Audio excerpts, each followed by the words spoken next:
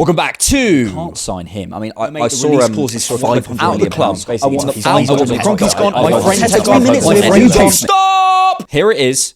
Arsenal's perfect transfer window. These are objectively the correct answers. For the Americans watching, this is something called sarcasm. In a previous video, I went over a vague outline of what I think we need this window. But now, before it opens on the 14th of June, I think it's worth having a proper look at what would represent a good, silly season for Arsenal. And the first question to answer is, how much money do we actually have? Clearly, I can't sit here and give you a number, and I would suggest anyone who does speculate on the size of the war chest is capping, as the kids say. The number at the bottom of Josh and Edu's proverbial shared transfer budget Google Sheets file depends on literally hundreds of factors and will constantly be changing over the summer. But what we can do is some good guesswork of where we are relative to last year's spending, based on the brilliant work of Lukasz Basec, one of Sportico's top 50 sport business accounts. Lukasz estimates that Arsenal's revenue for the 23-24 season is between 556 million and 566 million, up around 100 million from the 465 million reported for 22-23. That incredible, potentially 21% rise is down to the new Champions League prize money, an estimated £79 million for reaching the quarterfinals, a small increase in matchday revenue with one extra game, and a huge jump in our commercial revenue. In fact, Lukasz estimates that through Arsenal's work on the commercial partnerships, down in no small part to the brilliant work of Juliette Slot, Arsenal's chief commercial officer, Arsenal have added an extra 20 million or so to their bottom line through new deals with the likes of Schober Realty, MG, Persil, and many others. So considering that increased revenue, the potential sales that could be made, including pure profit on any academy graduates, the room for growth with wages we already have alongside the savings we've already made with Cedric and Elneny leaving, all in the glow of Josh Kroenke's recent comments, I would suspect we won't be spending any less than last summer's record-breaking €234 million. And with the Athletics reporting on our PSR position, I'm predicting another record breaker by some distance. So we better make sure we pick the right players. In terms of the shape of the window, the rumours are that Arteta wants to conduct business early again this season, but the Euros will complicate matters. Looking back to last year, we had Havertz, Rice and Timber done before July was halfway over. But this year, I can't see much early business happening. I imagine we'll see a flurry of names and activities over the next couple of weeks, a bit of a lull over the Euros, and then I think things will really ramp up at the end of July and the beginning of August. We often underestimate how far away the 30th of August is from the 14th of June and start panicking 4 days into the window when we've not heard anything. Well, speak for myself. So I think patience might be needed this year more than many other years. I'm telling myself this. And finally, I think it's always worth saying that transfer windows aren't career mode. They are incredibly complicated, moving, live situations with real people, not computer avatars. I know most sensible people know this, but some of the online discourse around transfers is crazy. You are dictated, unfortunately, by the market, by what's available, and you can't just invent the perfect player. We also only know what we're told. Richard Garlick could be sat there as we speak, about to send the "Hi Antonio, hope you're settling in well, any chance of a quick call" email that goes straight in the bin, and we'd never know. As I always say, we're working with scraps of information. So the "why didn't we go for X player" type analysis just doesn't wash for me. Maybe we did. Let's analyse the club's actions that we can see, good, bad, and indifferent, and go easy on filling in the blanks where most of us can't know. Right, enough waffling. Let's get to it. Starting with the forwards. I think I only have one non-negotiable this window, and it's this. We need heavy investment in the forward areas. How that looks could be in a number of different forms, but in terms of money spent per area of the pitch, it's our lowest by some distance, and that has to change. If you want the best talent, you have to pay for it. I've given my list of what I think we're missing in the forward areas many times at this point. I'll put it on the screen again if you haven't heard it, but I won't bore you by repeating it. I just think it's time for Arsenal to invest serious Rice-level money into a potential superstar forward. I personally don't think we need a Saka backup because I think that's dead squad space, but what I do think we need is something central or on the left, which provides options to support Saka on the right with different profiles, as Saka is probably our only guaranteed pick in that front three. I'm personally of the opinion that there are 4 potential superstars on the market and available to Arsenal this summer. Players that might possibly add the X factor we now know the hierarchy feel is missing from our forward areas. And I'm sure this list will be universally agreed with. The first is Milan's Rafa Leao. The way he deals with contact on the dribble, the accuracy in his crosses, the height out wide, the way he hits the ball off his right, how he glides past people, where he accesses the box. I just love him. Just about to turn 25, he needs a move. The way he deals with attacking situations reminds me of Cole Palmer in a way, in the way he shields the ball and his positivity. And I absolutely loved the interview he did with CBS, where he spoke in English, Portuguese, and French in one sitting. And presumably he can speak Italian too. Clever bloke who might have potential centrally as well. The second is Napoli's Victor Osimhen.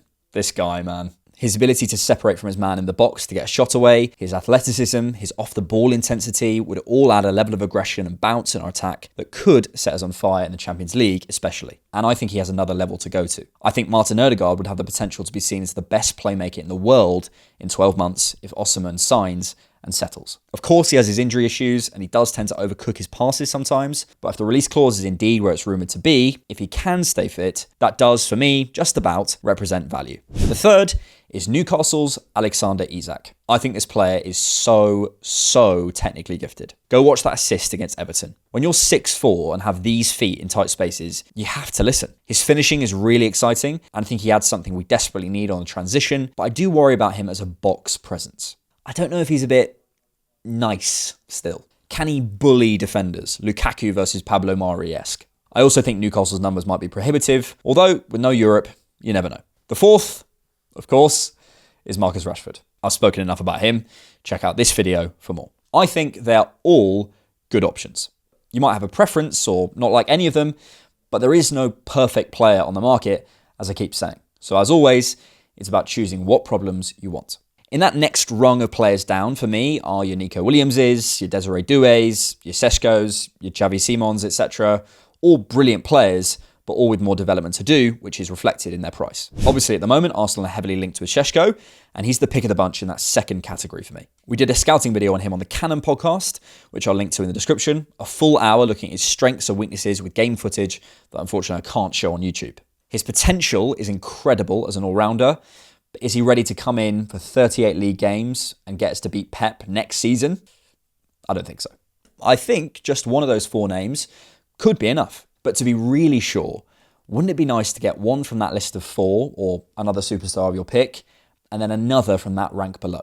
And probably in the process, losing Ketia, Jesus and Nelson. If you're asking me to get off the fence, dream window, well, I mean, dream we sign them all, but realistic dream if there is such a thing, I think a Seshko, Leao summer changes a lot for Arsenal. I don't think it blocks too many pathways, and I think it works best with our other current attackers. But say we sign Nico Williams, I might be looking towards an Osimhen. It all slightly depends, and as and when we get linked properly, I'll do proper deep dives on each player. Midfielders. Huge jigsaw in here, and we're assuming Sambi is gone. There is talk of spending superstar, £100 million, on a midfielder. Maybe we do, but I can't personally see Arsenal spending Rice-level money on a midfielder and a forward. So if I had to pick, I'd much rather do it in the forward areas. The two dreams are Musiala and De Jong. I'll lay my cards out now. Those are the only two I see, if we were to spend big in both positions, that are worth it. Although De Jong, I love him, but I do worry about how he complements Ødegaard, as they both like to drop out the block and play the pass before the assist. But talent-wise, you have to look. Musiala, I don't think we do it, but I am on my knees. Some people have spoken about the midfield being dependent on where Rice plays, but to me, the midfield conundrum feels far more dependent on the futures of three other players: Partey, Smith Rowe, and Vieira. Their skill sets, along with Ødegaard and Rice and so on, at their absolute best, give us a really complete set of profiles. But the problem is, they're not at their best or always available. Let's do some scenarios, again, assuming we're not spending big money in the midfield. If everyone stays except Partey, we will need to look at replacing the physicality and progression he brings.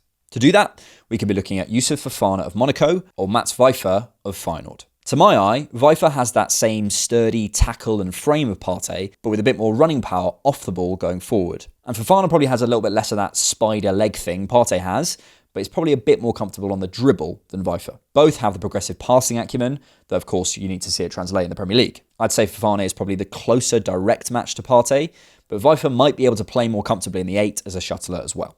Just depends what you're after, and I think both would be a reasonable price. If only Smith Rowe goes, we really will need a carrying from deep and receiving high profile. The annoying thing about it is Smith Rowe's skill set is fairly unique, and at his best, he could be the answer to some of our mid-block issues, but for whatever reason, he isn't being used. I think it's especially key to get someone who can receive in those tight areas in a block high up the pitch like he can.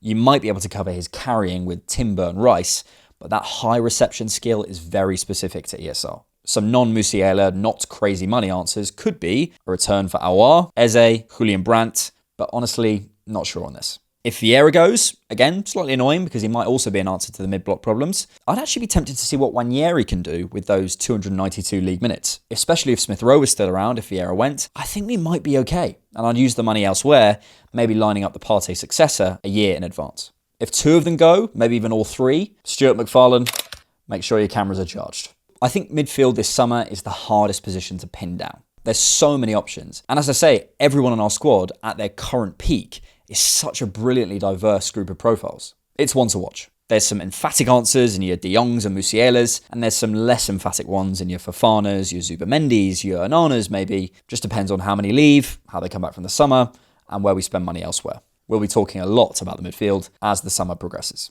Perfect summer to get off the fence. Partey's available for 38 league games, and we replace Vieira with Musiala. Now I am dreaming.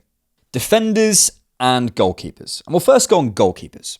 Because why not keep Ramsdale? Sure, it's frustrating for him personally, and I'm sure he wants to go, but we're a club aiming to get to the top of football, and he is a brilliant second choice when confident. We want to get better in every position, so if we sell for, say, £20 million, then go and get a worse backup goalkeeper for £20 million than Ramsdale, which we probably would at that price, we've regressed.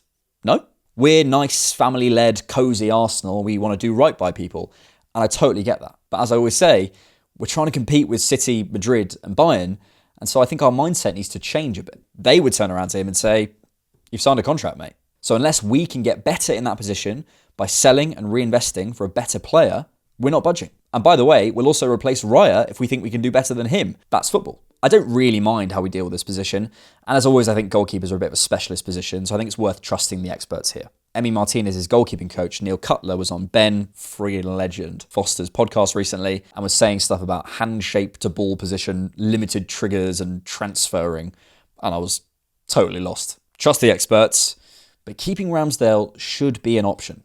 If not, you know the names, Bailo, Veyes, etc., etc. And finally, defenders. We have White, Saliba, Gabriel, Kivior, Timber, Tomiyasu and Zinchenko, assuming Tavares and Tierney go. I think this is the simplest situation of the lot, and here's what I'd do. Zinchenko is too much of a specialist and profile, and there's a market opportunity. Vincent Kompany or Enzo Maresca trying to implement their style at Bayern or Chelsea would love him. Lovely, and off he goes with my best wishes. From there, this is my what I'm comfortable with in build-up 11. Catchy, I know. First choice in red, second options in white. Hopefully this makes sense. Pause and have a look. But it's essentially, say we wanted to make a 2 in the midfield, who am I comfortable with? Say we wanted to keep a fullback wide, who am I comfortable with, etc. There's a glaring gap. Central centre-back. Maybe you put in Gabriel, maybe you put in White. But am I fully comfortable with it? Therefore, can it go in the what I'm comfortable with in build-up 11? No, obviously. Saliba played a lot of minutes last year. And to solve that, I think there's an easy answer. You go and get Ousmane Diomande. We know Arsenal are keeping tabs. He is incredible, guys. And he's a natural central centre-back. He can also add more numbers in the wide 3, as I think he can play both sides too. 6'3", can ping it off both sides, can float it, receives on both feet, can defend over the shoulder, European experience, and at just 20 years old, I think would be comfortable being behind Saliba and Gabriel for that first year at least, I think. Anything else here is a bonus. Joel Hato, fine, tidy player, love his tempo, but I don't think he's ready. Maybe there's a conversation about an overlapping profile, but unless it's literally Alphonso Davies, I don't want defenders who can't play multiple roles really, as he can play out on the right wing too. And either way, I don't know. I just honestly don't see Mikel signing an overlapping profile. I see him solving the left-hand side issues from midfield or instructions or with the forward. I don't see him signing any defenders who aren't comfortable in multiple roles. To me, you go and get Ousmane Diomande and you solve the issue. So, there you go. That is the perfect Arsenal transfer window. And I am right. Don't question me. Joking aside, let me know what you think in the comments below. It is incredibly exciting to be in the position we are now. Fighting for the top talents in Europe, speaking about the best players in the world again, in a way we simply couldn't a few years ago. This window, I feel, could be special. Now over to Mikel, Edu and the entire team to see just how wrong I am. If you like The Different Knock, you can support us on Patreon monthly, or you can buy us a coffee. I've seen 3 minutes of him on YouTube.